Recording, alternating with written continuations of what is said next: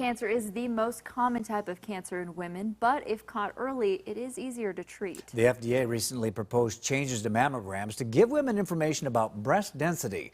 In tonight's Health Beat, KELOLAND's Sophie Heineman finds out why this information could be a big help. When Carrie Ebright noticed a small lump in her breast, she headed straight to the doctor to find out what it was.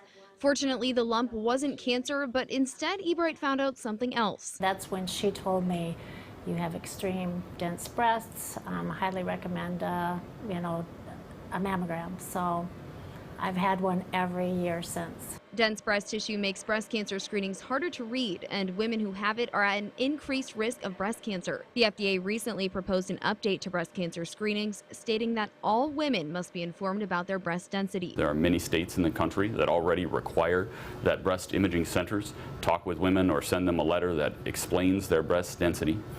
South Dakota was not one of these states. That being said, Sanford has been doing this through our MyChart system and through letters for several years already. You lay there, there's no discomfort. You don't really even know the machine is working. Breast imaging radiologist Chris Johansson says if you find out you have dense breast tissue, you may benefit from extra screening options such as an automated breast ultrasound. It's a way of looking for breast cancer using ultrasound, which really isn't affected by breast density the way that mammography is. This machine isn't meant to replace a mammogram, but instead is meant as a secondary test for women with dense breast tissue. As a standalone test, it doesn't perform quite as well as mammography, but as a complementary test, particularly in women with denser breasts, it can be a very powerful, useful tool. He says all women should start receiving mammograms at age 40, stating that the stage of presentation is crucial. Early stage cancers can be treated very, very effectively with very high cure rates. We don't have to use chemotherapy.